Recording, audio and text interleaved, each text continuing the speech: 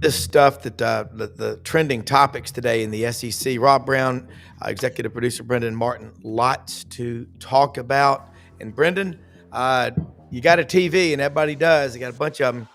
This SEC basketball is just as good as. And I'm Fire. with you though.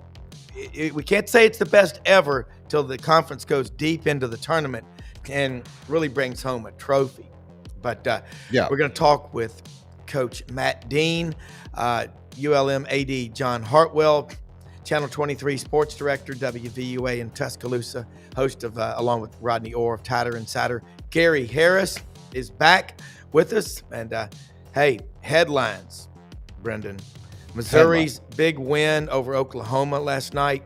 Arkansas wins again on the road at LSU. Ole Miss, another narrow victory. Brendan, South Carolina hadn't won a conference game, but when you go to Columbia, you're getting out by 2 or 3 points. I mean, Auburn, number one, barely got out alive, and they're winless. That's the strength of this league. Look, NIL, NCAA updates. We'll talk about it. So let's get started and bring in Coach Matt Dean, John Hartwell hopping on in just a moment. Gentlemen. Make sure you hit that QR code at the bottom on Twitter. Follow us on Twitter at Rob Browne _. You'll get notifications when we are live. You can follow us on YouTube and Facebook. Facebook's at Sidelines. Just search us. You can find us. We simulcast with the Buddy Martin Show. We are SEC Sidelines Sports Network. So check us out. So much more exciting things to come in the future, guys. So make sure you follow now while it's free. It's free to follow now. It may not always be free. I know. Hey, Matt Dean. How are you, sir? It's great to be on with you guys. What a great morning, and what a great league. I mean, it's been fun watching this basketball season play out. And Brendan, I thought of you last weekend when Florida went to Auburn and just absolutely throttled the number one team in the country. And I still believe they're going to be the number one team in the country. But it just shows you, like we've talked about all season, how good Florida is. I think after being banged up a little bit, they had a week off after that Tennessee loss where it was a rough offensive performance. Yeah. And they fixed some things. And clearly the Gators are tremendous. I thought it was a nice win the other night at Starkville as well. And then last night, you mentioned Ole Miss, Rob. They barely won at LSU. I think they outscored them 13-0 in the last 2.5 minutes. Yeah. There have been a lot of close games in South Carolina. But the major thing is, and John will tell you, when you go on the road, if you get a win on the road, you're really working. It's a gold bar. So it's just really fun. And Saturday, Auburn, Alabama, that's going to be outstanding, right? Yeah. Well, you lose at home, you got to win 2 on the road really to hold serve.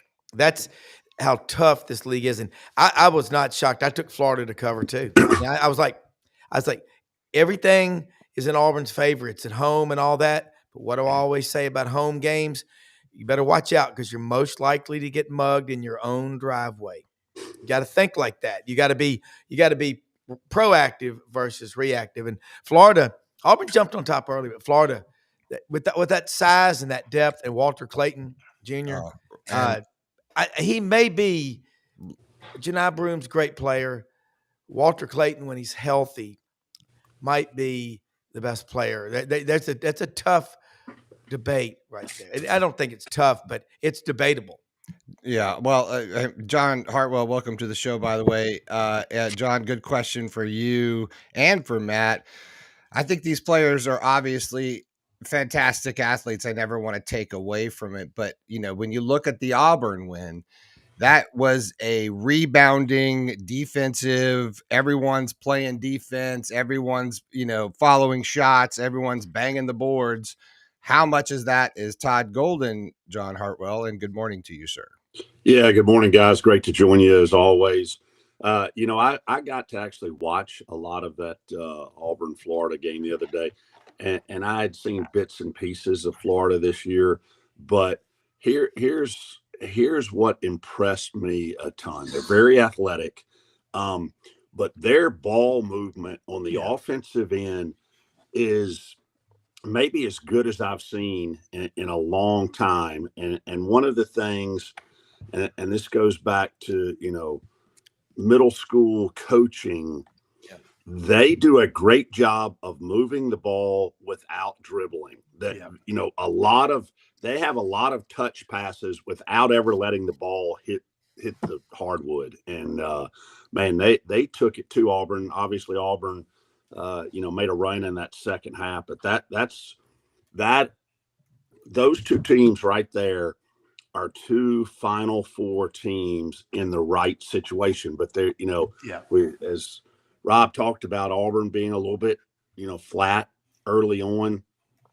The college basketball season is a grind. When you play, 31, 32 regular season games, then you have a conference tournament and you play 3 or 4, and then you get into NCAA play. We talked about this last week. Peaking at the right time is really important.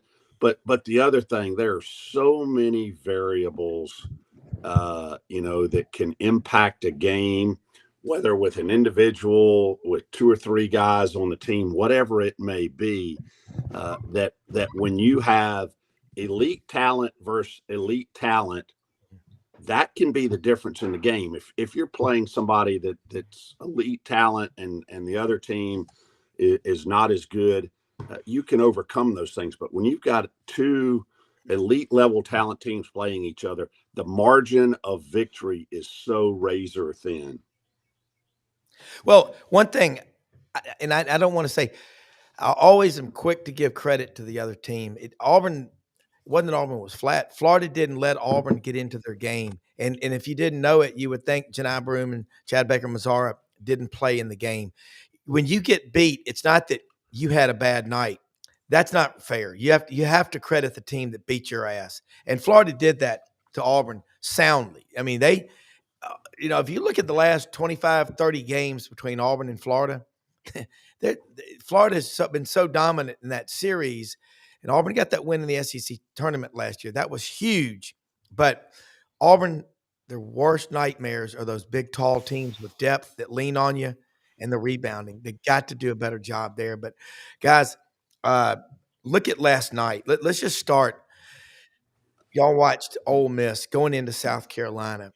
That's a winless team. Lamont Paris last year. Remember how South Carolina was the toast of the SEC until they went to Auburn and lost by 40 points. How do you keep a team together? He's doing it, South Carolina, but they find ways to lose versus finding excuses to win. Well, for me, when I was having tough years, this time of year, you have to reset your goals, because obviously right now when you're winless in the league, you're not looking like you're going to the NCAA tournament. It's not happening unless you make a deep run in the SEC tournament. Yeah. So you have to readjust your goals.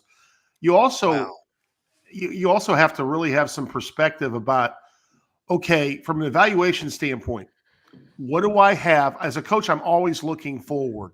Something's not right. So you have to look from within and really look at the future in terms of recruitment and what you're going to do to make this better for the future, because you can't have this happen regardless of how tough the league is.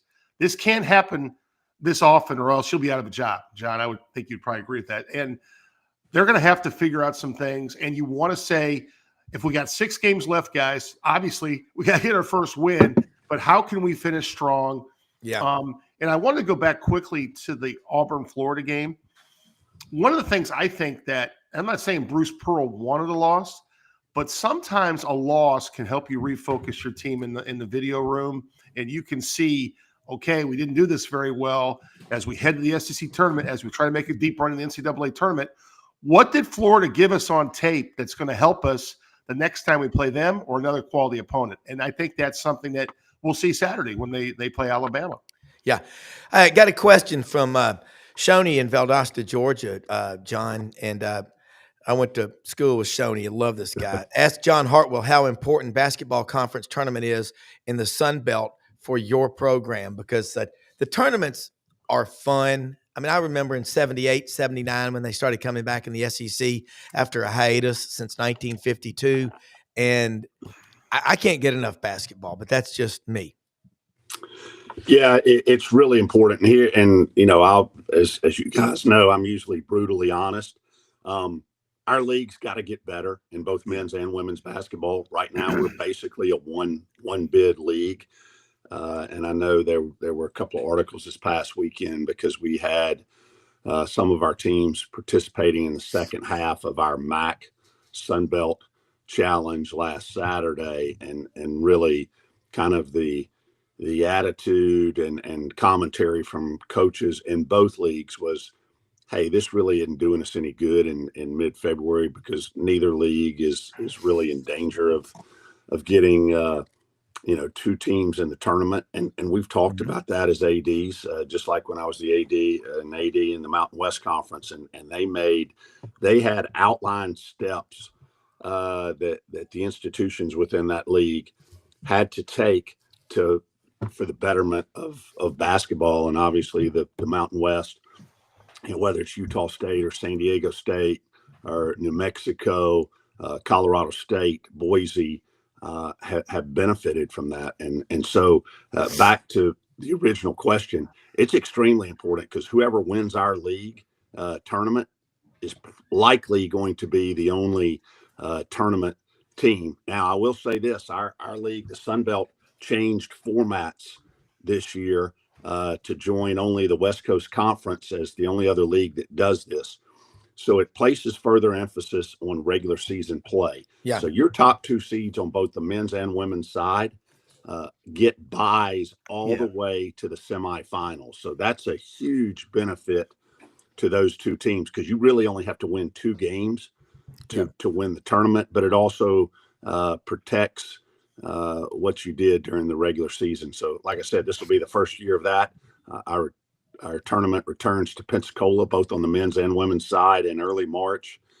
Great venue there. Pensacola's done a good job. Oh yeah.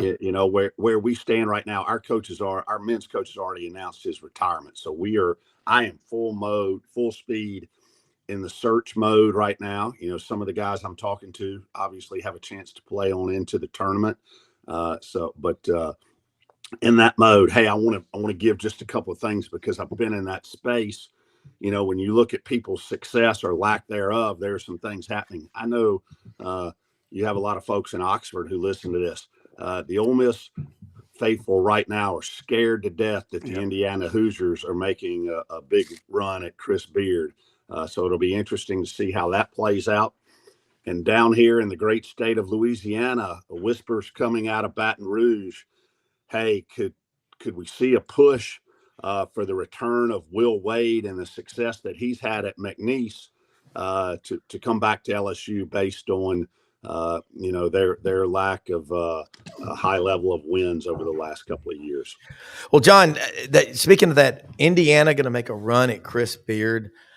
Wow, that's just a couple of years ago when Yancey Porter broke the story on here that don't be surprised if Ole Miss doesn't go get Chris Beard. So big story, great insight. Man, there's only two athletic directors can do on this show. Okay, we talked about Ole Miss getting that win by the skin of their teeth, and it's tough to go to South Carolina and get a win. Missouri last night beats Oklahoma like 82-58, I think. But remember last year, guys, Missouri was so bad. They were 0-18 in the regular season, but they had to extend it into the tournament. They lost and went 0-19. And now look at the kind of season they're having. Matt, as a coach, you'll always be a coach because you were a coach. As I want to be. It's like someone that was a general in the Army when they retire. You don't call them Bubba, I met General Richard Clark, who's the head of the College Football Playoff Committee back at media days. And he goes, Rob, just call me Richard. And I said, no, sir. You're a lieutenant general in the Air Force. You've earned that. You'll always be General Clark. But talk about the mindset, what Dennis Gates has done, because Missouri's got a damn good team. Kudos to him. I've been there. I haven't been 0-19 in league play, but what a tremendous job. And if you look at what you have to do in those situations, it's probably no different than South Carolina now. You're looking forward. And the year when my team probably excelled the least on the floor was the year I excelled the most in recruiting. And recruiting's everything. We all feel like, from an X&O standpoint, a lot of us do similar things. We go to clinics, we talk to each other, we watch tape, we have synergy, we break down. everything ridiculously, Rob. You're going to get possessions underneath out of bounds. What's my top 10 plays there, 100 plays, whatever. Everything's on tape. What you have to do is have a plan. And I think now if you look at Missouri, it's a combination of the portal and high school recruiting. Yeah. And you have to go get players, Rob. And right now, if I'm South Carolina, what I just mentioned a few seconds ago, that's what he's thinking about. Okay, how can I make this better next year so I don't have a tough conversation with my athletic director and I'm looking for another job? Because you were right. Last year, he was the darling. So you have to be looking forward. You have to have sometimes a self-evaluation of your program. And what I would often do is if I had colleagues that were out of the game that I trusted, I would say, hey, come watch my team play. Come watch my team practice. Here's my synergy code. Come watch us on tape. What are you seeing? Because sometimes you are blinded from within about the product. And I think it's very healthy to reach out to people you trust to help you with a self-scout and say, hey, you're missing a really strong wing, or you need a better point guard play. And I think that's very healthy. And I think that happens at every program in the country. And I'm sure John's probably doing some self-exploration down there about what am I looking for in my next leader? What's the most important things? Because, I went through it 5 years ago. We have always had a strong tradition in men's basketball at Rhodes College. I worked for a Hall of Fame coach, and we had hired a young coach. And for 2 years, historically, you could go back to the 60s. That's how bad it was for us. And I made a tough decision, and I went a different direction. I went outside the box. I hired a Division I assistant. And 3 years later, we had, 18 wins. So there's things you have to do as a head coach to move forward so your administration is confident you have a plan to get out of the spin cycle. Yeah, and I will say this. Every coach I've ever had in my life and every time I've ever coached people in cross-country, track and field, running, I'll say how you finish a race is how you approach going to bed that night and how you approach getting up the next day and how you approach practice. Even if you're getting the hell beat out of you, you come running off that field and don't you ever have your head hanging down. You know what? You'll never accomplish anything laying in bed hitting the snooze button. Got a much better chance fighting on your feet. John Hartwell, let's switch to Arkansas. And John Calipari, this guy's got a lot of coaching in him. He inherited basically a ghost chamber of a locker room when he got to Fayetteville. But when you got the Tysons and people like that having your back financially, which they do at Arkansas, they're going to be better. Now, if anybody can pronounce Zvonimir Ivisic, I'm not. Can I buy a vowel for $50? Call John? him Z. Yeah, call him Z. Big Z. But they go out and get a win last night, 70-58 on the road at LSU. Because it's John Calipari in Arkansas, which has a great tradition of basketball. Joe Lunardi's like, hey, if they can win another game or two, they're in the conversation. That is what makes this so much fun is, number one, you want to get to the tournament, but you got to do something when you get there. But let's talk about Arkansas and LSU. We have Coach John Brady on with us a lot. That's another team. They've got talent. They just can't seem to close the deals. Yeah, and you talked about South Carolina a little bit earlier, and the mental part of the game is really significant. And teams get in a rut of losing. It doesn't matter how far ahead you get, and it doesn't matter the sport. But another team starts making a run at them, as good teams are going to do, and all of a sudden you can see the body language on the players on the court, players on the bench.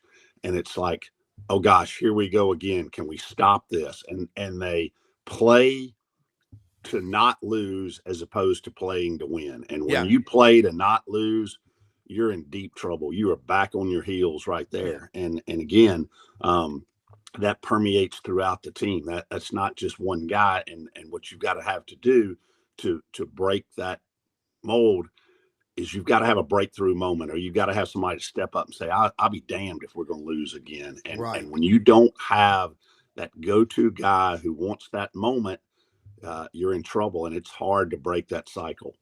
Yeah. All right, here's something. Brendan sends me a lot of really important trending topics that are out there. NIL and Title IX developments. I don't know if y'all are aware of this. You probably are. U.S. Department of Education has rescinded guidance issued during the final days of the previous president that was in the White House, which had stated that name, image, and likeness compensation for student athletes should be considered as athletic financial assistance and thus be distributed equally between men's and women's programs under Title IX.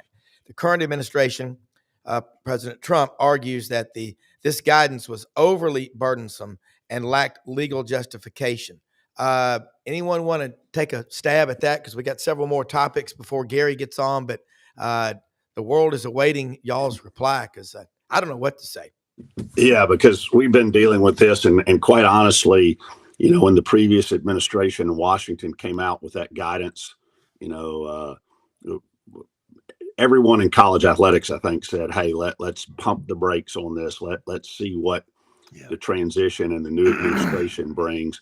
And really, from the get-go, the intention has been for this revenue share really to be aligned more with where the revenue is generated from, as opposed to general scholarship dollars flowing through the university, which obviously have to have the Title IX implications to those. So, and there's a small variance of this number, but for the most part, roughly 85% of the revenue driven from television contracts, corporate sponsorships at the conference level, which is the pass-through mechanism to the schools, is generated from football. And so, and then roughly 10% men's basketball, maybe 1 or 2% women's basketball, 1 or 2% baseball, and then, a percent, maybe 1.5% across all of your other sports. So if you take that model, which was the original intent, obviously that's going to not fall in line with Title IX numbers. And that's been the intent all along. I know this is going to be subject to a whole nother litany of lawsuits along the way. But that's really the mindset that it came from. And, worth noting too, from the House settlement. So if you look at the past 10 years pre-NIL, which these damages are being paid out, it mirrors that too. So the vast majority of student athletes, right, wrong, or indifferent, whatever your feeling is on this, track and field kids, whether they're at, LSU or whether they're at ULM, this is not a get rich quick scheme. There are very few dollars to spread amongst those student athletes, strictly because they're going back to the premise, where were these dollars generated from? Yeah. Point of origination. It's kind of like the look back clause the IRS has on a state settling 3 to 5 years. If you got some elderly person who is dying, sometimes they start giving money away left and right. And, all of a sudden it's like, you were worth $20 million 2 years ago. Where did it all go? I gave it to ULM, to John Hartwell, the esteemed check's athletic still director. in the mail, though, right? The check's lost somewhere between Memphis and Monroe. Hey, look, the one thing that, because of Venmo and Cash App and stuff like that now, I got to tell you, Coach Ellis Johnson, who's on this show a lot, he is such a good man.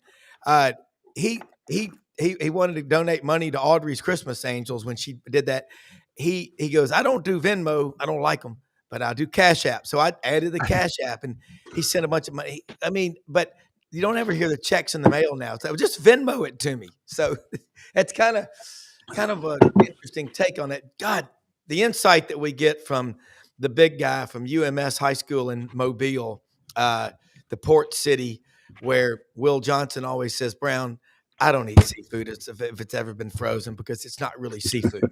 I think about what I would give right now to be down at Constantine's having a bowl of their gumbo. And it ain't gumbo, ladies and gentlemen. unless it's got a crab claw in it and a bay leaf or two. Isn't that right, John? Don't forget the West Indies salad too. Oh. That's a must have as well. I learned how to make the West Indies crab salad as a kid down in Destin at Silver Dunes because my parents would stay out there all day. And then somehow when George would pick up the umbrellas at about 5 or 5:15, that's how we learned how to tell time as kids. Then it was cocktail hour till the sun went down. So I learned we would go crabbing on the bridge there in Destin with those Ben Franklin crab traps and go get some of that Sanderson Farms chicken and tie it in there and catch those blue crabs and boil them and make the West Indies crab salad. That is about as good as it gets. Matt Dean, I stopped by Alex's Tavern yesterday on the way out of Memphis to see Yvette in there. Ordered I was with my brother-in-law. He'd never been. He is hooked. He got some of the sweet heat wings. You know, you're eating them and all of a sudden steam's coming out of the side of your head. You're like, ah!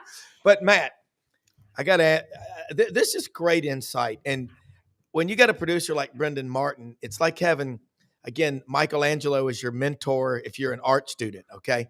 I want to ask you, they're talking about women's flag football coming into college. Wow. I want to coach it.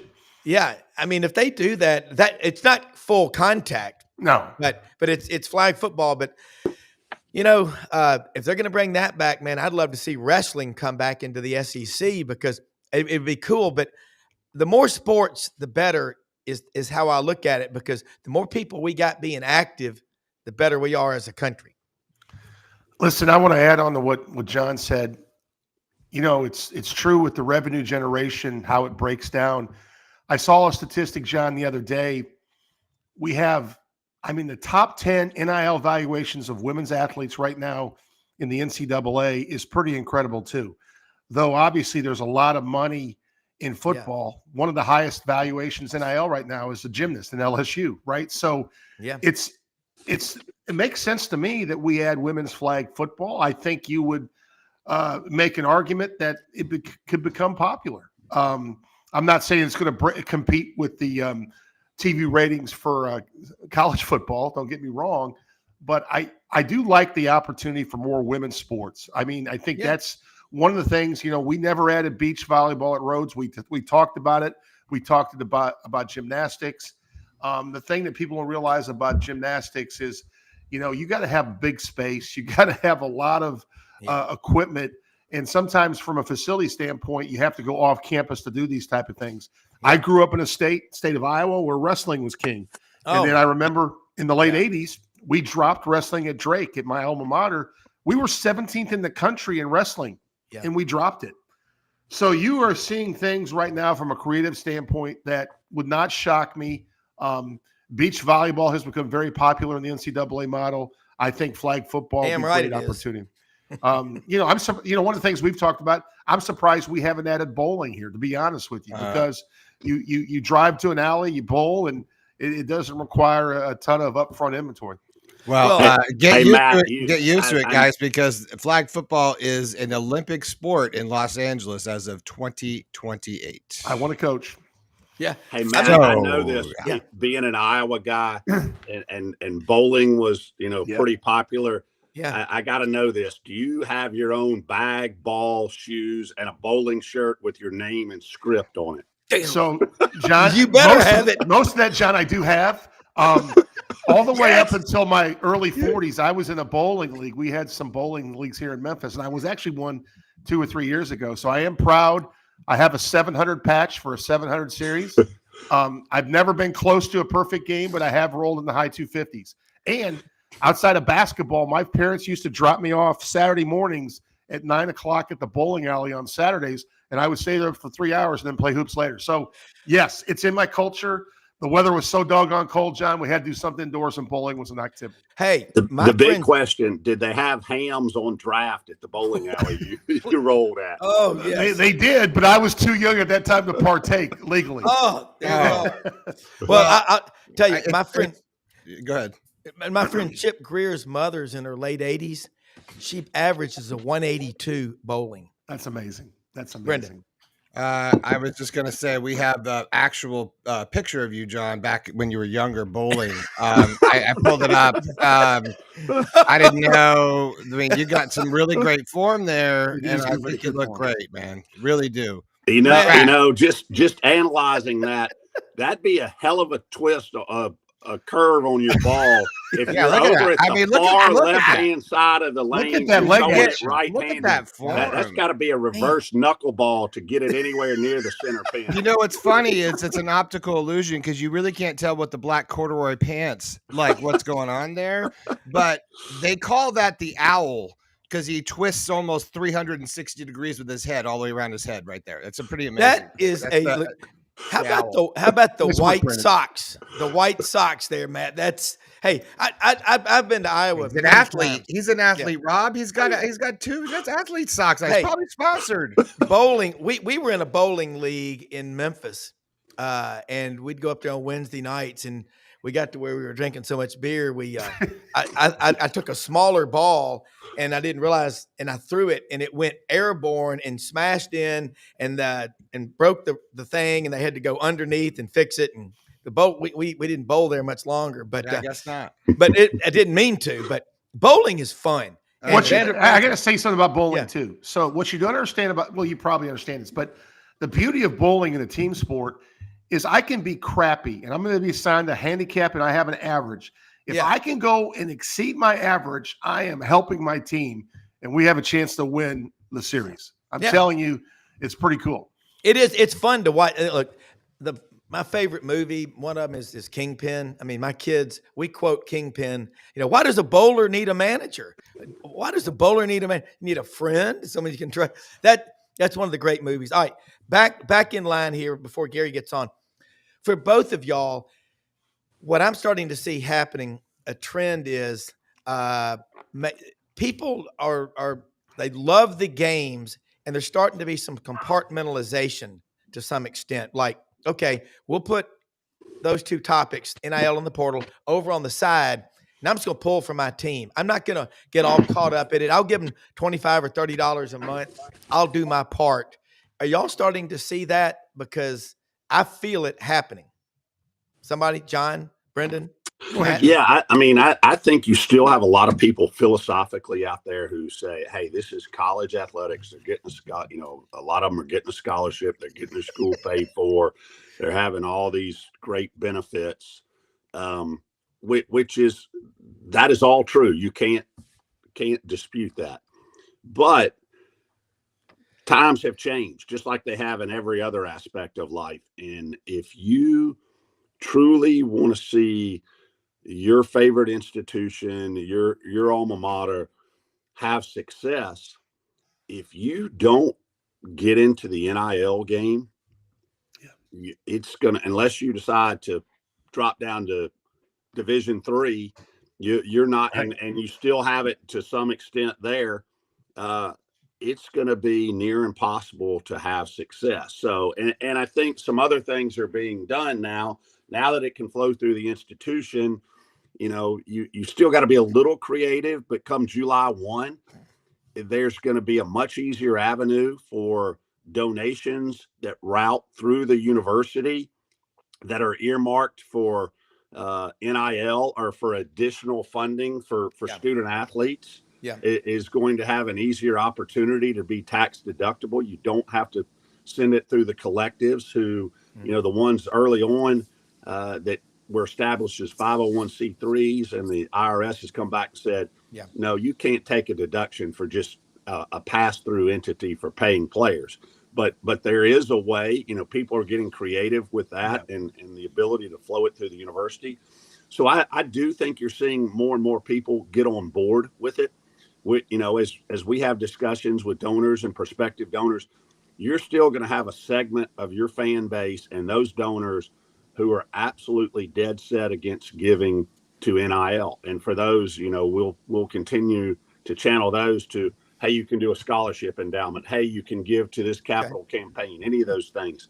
But I do, because it's not such a foreign concept anymore, and NIL is becoming a way of the world in college athletics. I do believe it's becoming more accepted. Yeah, I agree. Great insight, man. Let's bring in Gary Harris from Tuscaloosa, one of the absolute best in the business. Drill down local from 40,000 feet above, and you'll find, again, an elite reporter, sports director, Channel 23 in Tuscaloosa, host of a great show from 9 to 11 a.m. Monday through Friday on Tab 100.9, and co-host with Rodney Orr of Tider Insider. Tuesday nights at 6:30. Catch it on YouTube and all over. It is a great show. 30 minutes, 22 minutes of content on Alabama and anything else like it anywhere. Gary, how you doing this morning? Doing well. Glad to be back with you guys. I've been same here, Rob, ditto. As you know, been dealing with a little bit of a health issue, and I was told yesterday that I do have prostate cancer, but the doctor said that it's the smallest sample that he has really ever seen, and so we're going to monitor it through active surveillance, and if I feel anything weird, I'll call, but otherwise I'm going to see him again in 6 months and, get another PSA screening and then have an MRI at a year, surveillance biopsy at 18 months. So I feel blessed, to be honest with you, because when you're, when your PSA shoots up and then you have a MRI and they see an area of concern and then you have a biopsy, you're expecting worse news. So I feel good. I feel great. And like I said, he said technically, based on the, they do the biopsy, and I still don't really understand how it works, but the 20-something samples that they look at, only one of them had any sign of prostate cancer at all. So we're gonna do active surveillance on it. So I'm good to go. So good to be with you guys. Hey, absolutely. I will give you the prayers of Saint Peregrine, the patron saint of all cancer patients, for you every day. So absolutely great news to hear. Yeah. And Gary, man, we've been having a great discussion about what's going on in the SEC basketball race. A lot of stuff happening with the NCAA, Title IX, NIL, big news. Got a big one this weekend in Tuscaloosa. The biggest. I mean, it's the biggest basketball game in the history of the state of Alabama. First of all, you don't get 1 versus 2 very often anywhere. No, this is rare. Period. So. But to have it in what is, quote unquote, a football state, and even though, Rob, as you and I have discussed throughout the years, Alabama and Auburn have both had some really good teams. In fact, you go all the way back to the Rocket 8 for Alabama. That team, went undefeated in the SEC and had it been allowed to play in the NCAA tournament. Weird rule kept them out that year, even though they beat Rupp and they, and as we've discussed, CM Newton had some Final Four caliber teams. Wimp Sanderson had a couple Final Four caliber teams. I think Mark Gottfried had a Final Four caliber team or two. And then Nate Oates had a couple before Alabama finally made it, and that team that he took to the Final Four last year, I would argue was not a top 10 Alabama team by any means during the regular season, but that was the first team that got in the tournament and made the run. So we know what Auburn's done under Bruce Pearl. We know what Alabama's done under Nate Oates. So the games have been big anyway for the last several years. But for it to crescendo the way it's going to crescendo Saturday afternoon with 1 versus 2, either way you look at it. I usually use the AP poll, which has Auburn 1 and Alabama 2, but in the coaches poll, it's flip-flopped. Both only have 1 loss in the SEC. Yeah. Both are undefeated in the SEC on the road.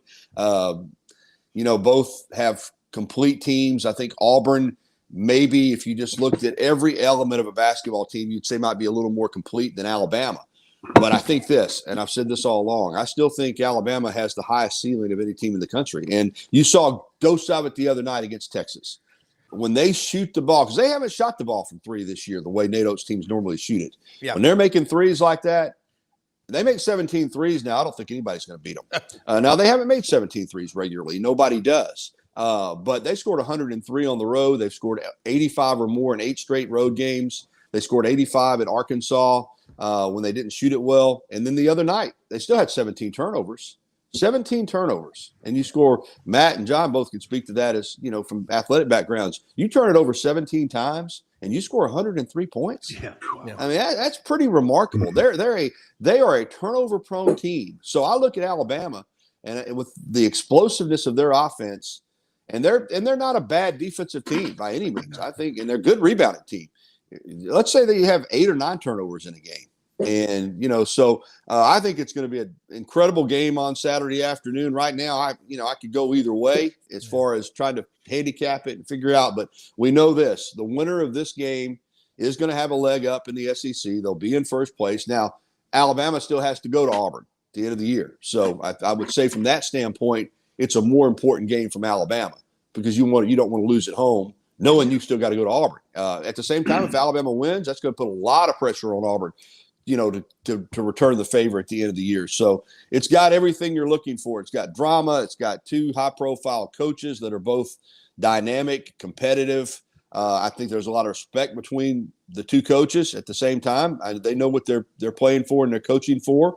And in any other year, probably in the SEC, either one of these teams with the record they have in league would probably have, a nice lead in the conference. Yeah. But this year, they're tied and there's a lot of other teams, just right behind. So it's got it all, Rob. I mean, the excitement level here, the only thing we were worried about was a couple of days ago, they were talking about a chance for some severe weather. Now, thankfully, that's been pushed back to later Saturday night because even though it's an indoor sport, if there's tornadoes and things like that in the area, it's going to impact your people getting to the game. So, but everything looks good right now.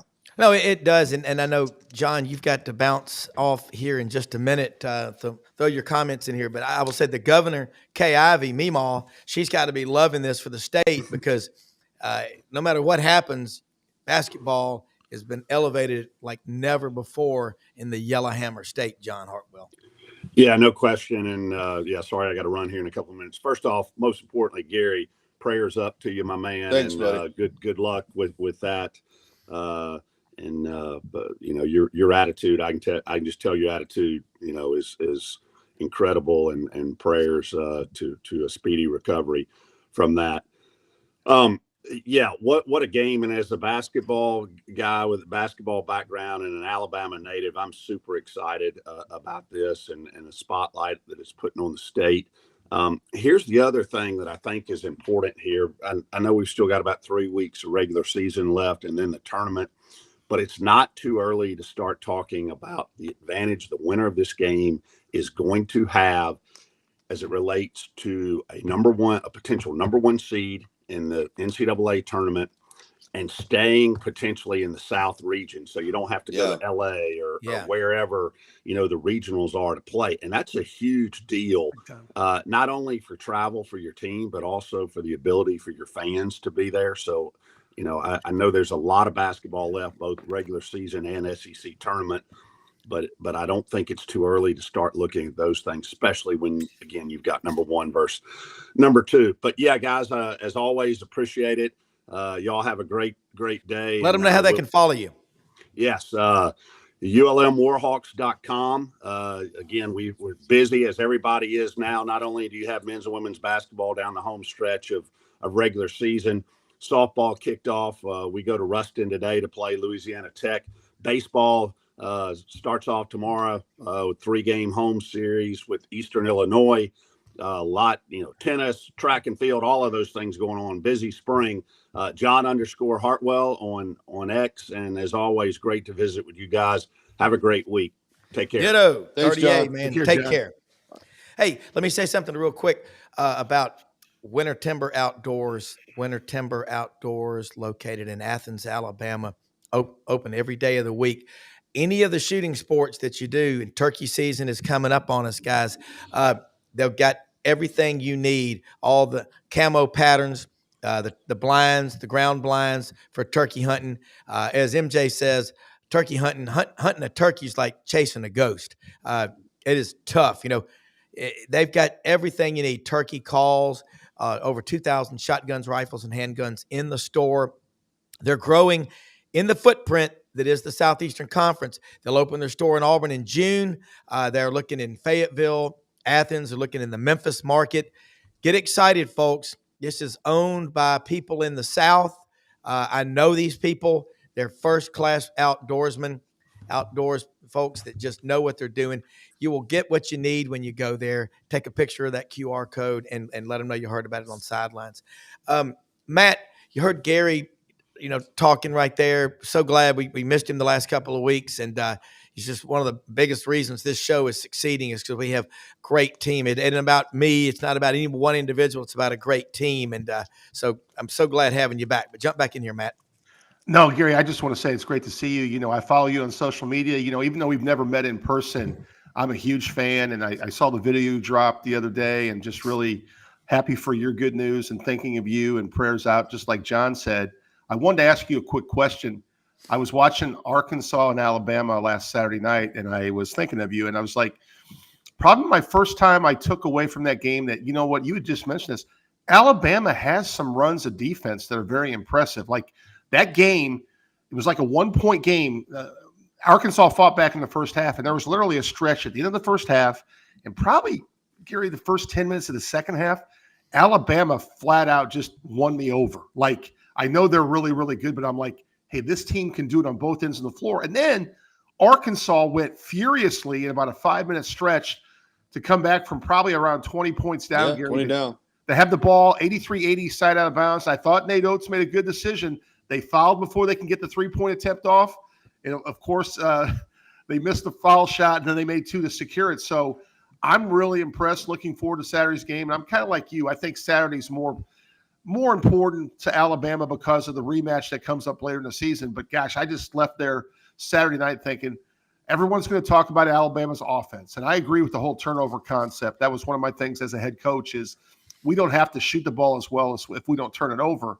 So when Alabama has, limited turnovers, man, they are almost really impossible to stop. I agree, and I appreciate your sentiments on the defense because this isn't a situation here where Nate Oates just says, maybe like Paul Westhead did years ago at Loyola Marymount, that we're just going to score, Right. and we don't care if you score because we're going to score more. That's not what's happening here.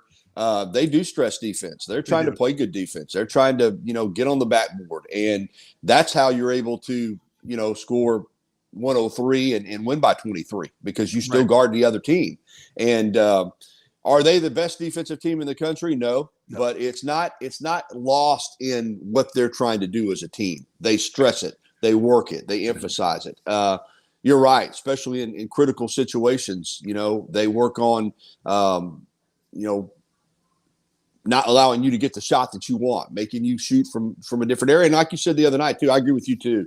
When you're up 3, don't let that team get a 3-point look. I agree. It worked out great for Alabama too. There's no doubt. Of course, if you lose the game, then you say, well, why did you foul? But, I think that they stress the complete game and understanding that, again, I know I had Ryan Pannone, their assistant, on Monday, and he talked about how hard they work on limiting the turnovers.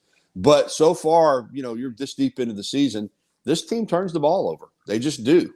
You try to limit them the best you can. So I think they understand that, they're going to turn it over some. They've got to guard you. And, offensively, when they're making the shots, you're right. They're hard to handle. So if they could just get the turnovers down, like I said, maybe to 9 or 10 a game, they're going to be really, really good. Really.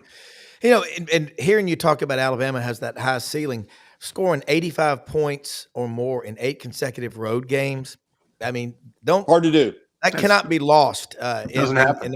That just doesn't happen. And I was watching Alabama at Texas. It's cool getting to see. I mean, I've always watched Texas, watched Oklahoma. We all have, but now they're in the conference. It's personal. It's like they have married into our family. So there's a son-in-law or daughter-in-law, whatever you want to say.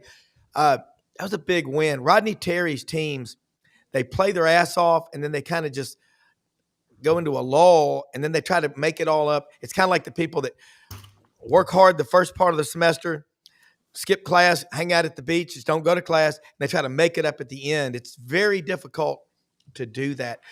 This game Saturday, just looking at it, 103 points, by the way, on the road. That is damn hard to do. Nate Oates just keeps getting everything out of his guys. And Mark Sears, he's not having the kind of year I think he had last year, but maybe that's because they're more of a balanced team. But, God, yeah, you hit 17 threes and you lose. That's like rushing the ball for 400 yards and losing. You can pass the ball for 400 and get your brains beat in. But you very often, if never, lose when you rush for 400.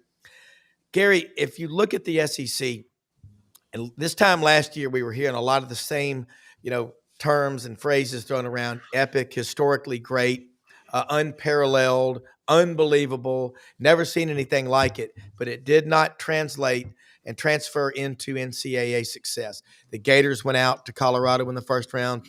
Auburn lost to Yale in the first round. Give me all the reasons you want. Either you win or you lose. What's so different? I'll start with you, Gary, and then Matt. What is so significantly just different about the SEC right now versus a year ago? Yeah, I just think it's better. I mean, I think you look at Alabama, Auburn, and Florida, the three teams you mentioned, they're all better than they were last year. And they were good, and it's just a lot of those guys came back. And then you look at the depth of the league and you look at what the conference has done outside of the conference, the pre-conference schedule. They just dominated people. And I just think the depth of the league is so strong. Let's say you get 12 teams in, you get 13 teams in. I mean, I think it's reasonable to believe that, I will be disappointed if they don't have 4 teams in the Sweet 16 or possibly even more. I just think it's that good a league. I just think it's that good. And, I look at a team like South Carolina that may not win a conference game. They're not a bad basketball team. They lost another tough one last night. They're not a bad team. We saw that in their non-conference. It was some of the wins that they had. But in the league, they can't win a game. And, and on the other side, all the good teams that we have, and then you have teams like Missouri and Texas A&M. It's not out of the realm to believe that those teams potentially, if they got a good draw, I think are talented enough to make it to the Final Four. And they're not I'm not picking them to go to the Final Four, but you got so much depth in this league. I mean, you got Alabama, Auburn, Florida, Tennessee that I think everybody looks at as legit Final Four caliber teams. But then you've got A&M and you've got Missouri. And you've got Ole Miss, you got Kentucky, those teams, which might be maybe on the next tier, are Final Four capable. So I just think the league's that good. I think that's why they're going to do better in the NCAA tournament. Yeah, Matt. Yeah, Gary's right, as always. Here's my 3 things: depth, coaching, and NBA talent. Okay? We've got – there's great coaching going on at different venues in this league. I think Buzz Williams – I watched that Missouri game the other night when they hit a shot basically by the second go to beat them. I think it was 67-64, just a rock fight, physical. Then you can go to Alabama. They can score 100 anytime on you, like Gary said. And then you look at a team like Florida that scores 44 against Tennessee and then comes back and beats Auburn in like a shootout. So different styles of play, great coaching, incredible talent. Gary's right. I would say 12 to 13 is not out of the possibility. I also say this. Don't be surprised if one of those teams that, is in that 9, 10, 11, 12 spot that gets taken makes a run at the Sweet 16 too. I wouldn't want to play Texas A&M in the NCAA tournament. No. Are you kidding me? And they're going to probably be like a 4 seed because they're really good. But I'm even saying like Missouri. Gary, I'm curious. Vanderbilt has a really good resume when you look at quad one. Vanderbilt, Ole Miss. Those teams could get you, man. They could clip you in the NCAA tournament. They were dead in the water at LSU the other night, who's now 1-10 in the league, and they go on a 13-0 run to end the game to win 72-70. And that's another thing. Chris Beard and Buzz Williams have some similarities in like how they like to coach and play the game of basketball. But I think that's what makes it fun. I've always been a Bruce Pearl fan. I grew up with Dr. Tom Davis at Iowa. He was Dr. Tom's assistant all the way back to Boston College days. Bruce is not afraid to play any tempo. And I think that's another thing. I go back to Alabama's defense. When you have a team like Alabama that can guard you in the half court, that also understands situational basketball and can beat you down the court, it is a nightmare to prepare for a team like Alabama. I'll tell you another thing the other night I was thinking, Gary, when it was 83-80, I think it was a missed free throw. I was surprised Calipari took the timeout because it allowed Nate to basically say, okay, guys, we're going to do this. We're going to follow them right here. I thought they may either attack the rim to make it a 1-point game with like 6 seconds ago or pull up, take a 3 to send it to overtime.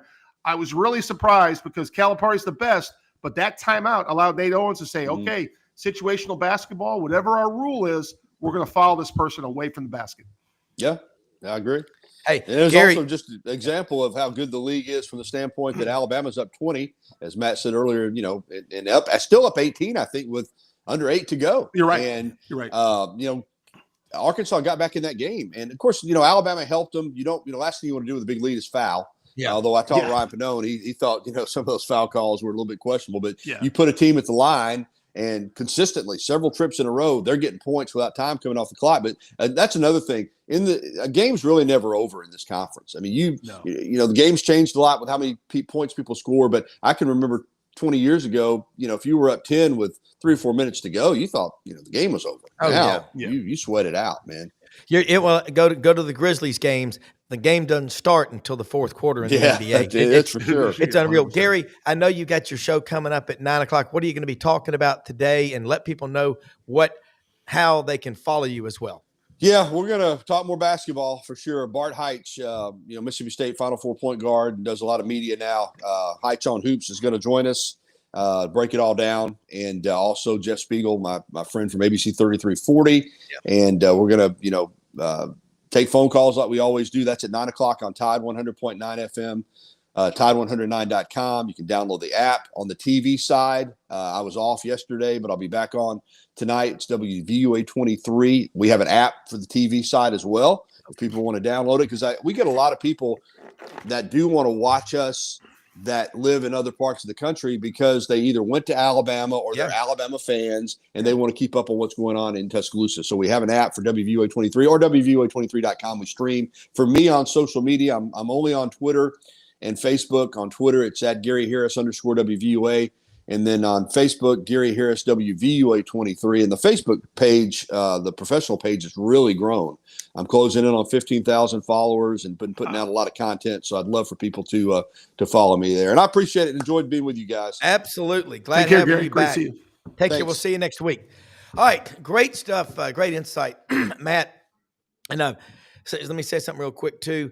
Landers Ford, they are at Poplar and Houston Levy out in Collierville, LandersFordMemphis.com. Take $500 off for SEC Sidelines audience members. Great service department. If you've got your vehicle's got to be serviced, they will pick you up and provide round-trip transportation. They have 3 dedicated drivers who do just that. Look at all of the savings coming up here. President's Day, by, you know, MSRP, they will take a lot of money off. They will work with you on your financing. Brad Bellamy, the general manager. Kenny Myers is out there now. Those of you from Memphis, CBHS alum, 41 years in the car business, truck business, SUV business. Kenny Myers, they broke the mold when they made that guy. He's as good as it gets. Landers Ford is open every day except Sunday, 7 a.m. to 7 p.m. They back what they sell. And also right down the street from our good friends at Hewlett & Dunn Boot and Clothing Company. Man, they got a 50% off sale going on with Pendleton, Schaefer, Ariat. They've got Filson, Duckhead. My goodness.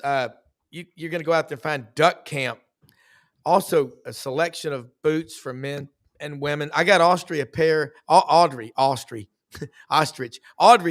ostrich boots. They are good looking. I got them for Valentine's for her at Hewlett & Dunn. Great looking Barber, Filson clothing, luggage, Filson, STS. Unbelievable selection of purses, hiking boots, work boots, Danner. These Danner trail shoes I'm wearing right now are fantastic. You can run in these things. I wear them everywhere. They're as durable and tough as it gets. Men, women, and kids, Monday through Saturday, 10 a.m. to 6 p.m. If you got to put a roof on your house, My Town Roofing, Corey Carter, Major Fusel, Chris Fiedler, the great folks there, they put the roof on the house here where I am at the Cherry Farm on a 7,000 square foot house. They were there at 6:27 a.m. Wednesday, and by 3 o'clock the next day, they had stripped it and put the new roof on. Unbelievable folks to work with. My Town Roofing. Peace of mind. They've got a massive crew that will get out, take care of business, and get your roof on. Let them know you heard about them on SEC Sidelines. And guys, one other thing. If you've got a dog and it's duck season just wrapped up, nobody really uses a turkey dog, maybe a turkey leg, but not a turkey dog. Chris Aiken, my good friend, Web-Footed Kennels, Jonesboro, Arkansas, the best trainer in America for the hunting dogs. labs. He even took my friend Del Marsh from down in Anniston, took his German wire hair and had it doing 150 and 200-yard marks. Chris Aiken has 7 people on his staff, maybe 8, on a 237-acre pristine training grounds there in Jonesboro. Technical ponds, lakes, hills, everything. Web-footed kennels. Damn proud to be associated with them. Matt, as we wrap up, let me say this. What insight you bring to the table. And now that I know you're a bowler, I love bowling. Bowling is fun. It's fun, man. Everybody, when we were kids, everybody had bowling parties for birthdays. You know, I think Maury Gaston had made a comment, too, about the 87-year-old cancer survivor that recently rolled a 300 perfect game. I saw that yesterday on the news as well. So I wanted to give a shout out to him because I think that's remarkable. Just, beating cancer and rolling a perfect game. 2 very difficult things to do, but very excited for that survivor. Absolutely. And Matt, if you are available, we'll go to lunch today at 11:30, 12 o'clock. Call me a text. Last time you told me that. I'm coming this week. I didn't know. I will call you right after the show. Let me know. For executive producer Brendan Martin, unbelievable the graphics and the information he puts up here, keeping me on task. Thank God we got him. Catch the Buddy Martin Show tonight, 9 p.m. Eastern on this channel, as it is every Monday through Thursday. And our new joint venture with AU Undercover, we have a show Tuesdays at 5 p.m. Eastern. Rob Browne, myself, Ronnie Sanders, and Doug Dean. We put a great show out Tuesday. It's here on the channel. Most often we see the face of Christ in the least among us. Find excuses to win, people. We'll see you tomorrow. Thanks for watching.